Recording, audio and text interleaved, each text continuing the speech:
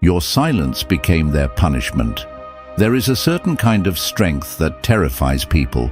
It is not the strength of a loud voice or the clenched fist or the sharp tongue. It is the strength of silence.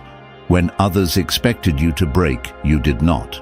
When they provoked you with insults, you did not give them the pleasure of your rage. When they waited for you to explain yourself, to defend yourself, to justify yourself, you remained still, calm, unbroken. And in that silence, they felt something they did not expect, their own weakness echoing back at them. Epictetus once said, "It's not what happens to you, but how you react to it that matters." And you chose not to react at all. That decision, simple yet brutal, became a mirror. It forced them to face themselves without distraction, without your anger to shield them, without your words to cover the truth. Silence unsettles the guilty because it denies them the conflict they crave. People thrive on your reaction because your reaction feeds their illusion of power. They throw stones and expect to see cracks in you. But when the stone hits and you remain still, they are forced to confront the reality that you cannot be broken by their noise. Marcus Aurelius reminded himself, "The best revenge is not to be like your enemy. By refusing to meet fire with fire, you burn them with something colder, sharper, indifference." And that indifference, rooted not in apathy but in discipline, became their punishment, for they could no longer reach you. Do not misunderstand. Silence is not weakness. Silence is not retreat. Silence is the highest form of control, the refusal to hand your peace to those unworthy of it. We who walk this path know every word we withhold, every reaction we deny, strengthens our inner fortress. The world believes strength is loud, but true strength is quiet.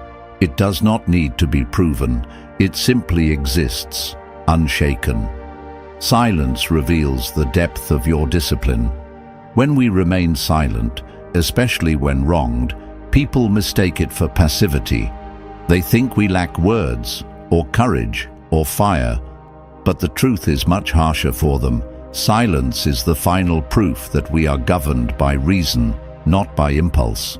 Seneca warned, "He who is quick to anger is a slave to his emotions." And is there a greater chain than being controlled by rage? When someone insults us, they hope to pull those chains, to make us dance to the rhythm of their bitterness. But when we refuse to answer, when we look at them as one might look at the wind, passing, noisy but powerless, our silence reveals mastery. It shows that we do not bend to every attack, that we are not trapped in the endless cycle of reaction, that we have learned what most cannot bear to learn. Control of the self is the ultimate freedom.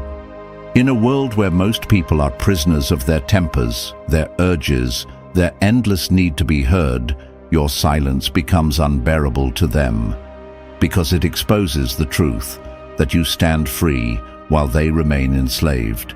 And that is a punishment more cutting than any words you could ever speak. Silence forces them to face themselves. When you answer insult with insult, distraction is created.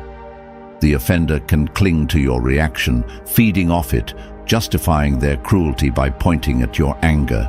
But when you say nothing, when you look through them as though their words carry no weight, they are left with only themselves. Epictetus once said, "When someone is properly grounded in life, they do not have to look outside themselves for approval." The opposite is also true. When a person is lost within, they constantly provoke others to fill their emptiness. Your silence does not feed that hunger, it starves it.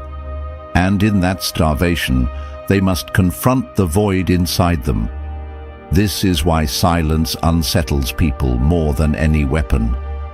They are forced to hear the echoes of their own pettiness, their own insecurity, their own weakness bouncing back at them. You become a mirror, not by words, but by absence. And in that mirror, they see clearly what they tried so hard to hide. If this message spoke to the fire inside you, then carry it forward. Share it, live it, and let others see what true strength looks like when it does not need to announce itself. Subscribe for more wisdom carved out of the shadows. Until next time, guard your silence. It is the fortress no one can tear down. If this resonated with you, subscribe to the Stoic Verse for more wisdom to guide your journey.